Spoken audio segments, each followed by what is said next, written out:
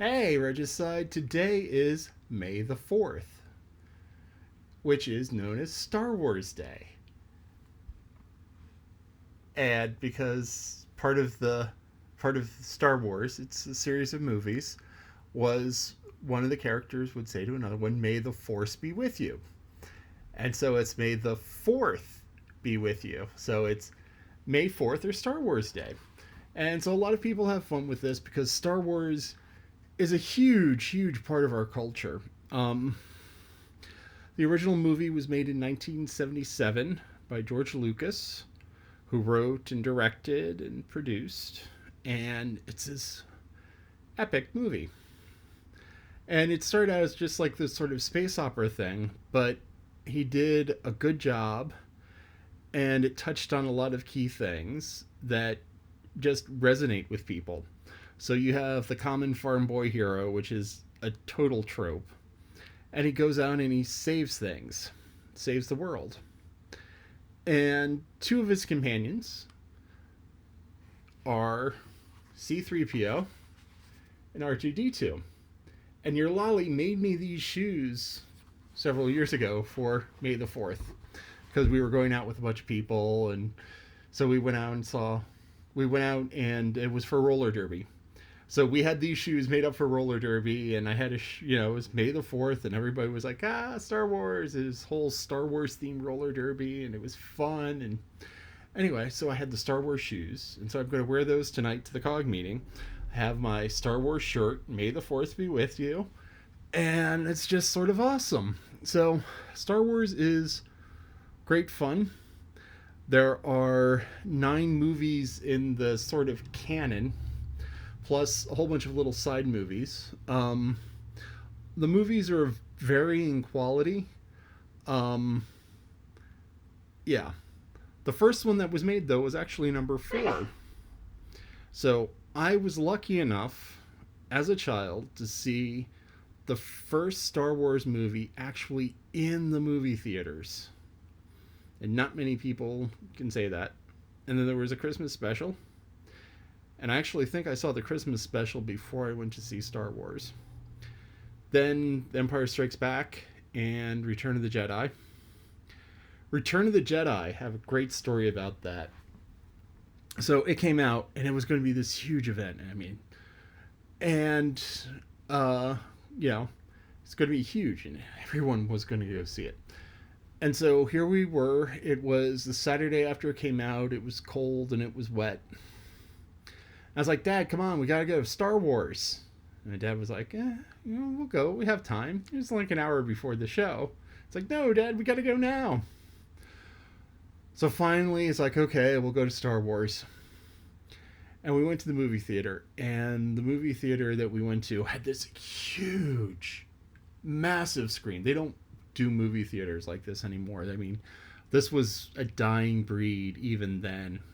This screen was just massive. The colors were beautiful. But anyway, we get there, and there's a line. Big line to get in the movie. Or a big line to get a ticket.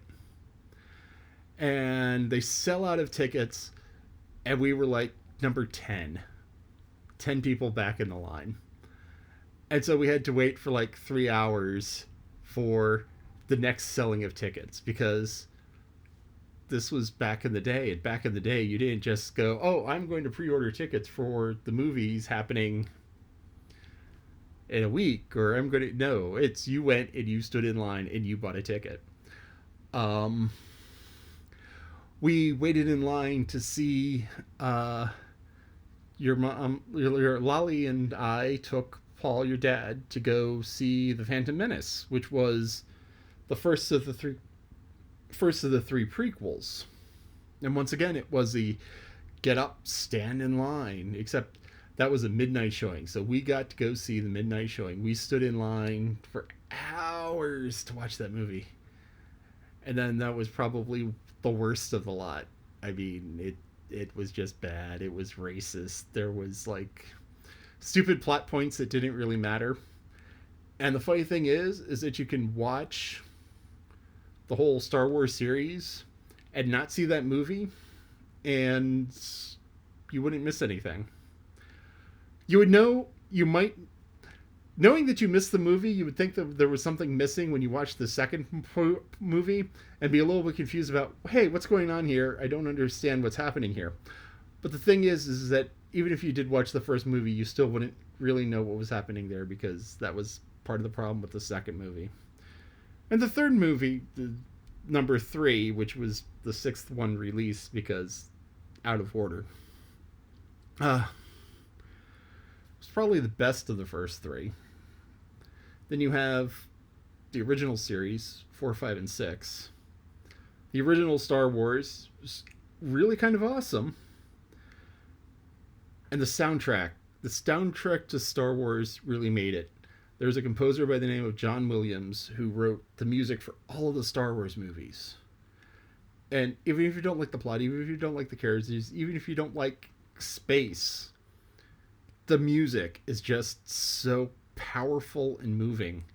It turned what would have been an okay Star Wars movie, the first Star Wars movie would have been just like, okay, into something truly magnificent. So John Williams, great composer. I haven't actually seen the last of the 9. I think I've seen all of the ones that were kind of stuck in the middle there. But they suffered from problems of being written by committee. And you can ask your dad about movies and such written by committee. He can tell you just how bad they are and why they're bad. But anyway, happy Star Wars Day, and may the 4th be with you.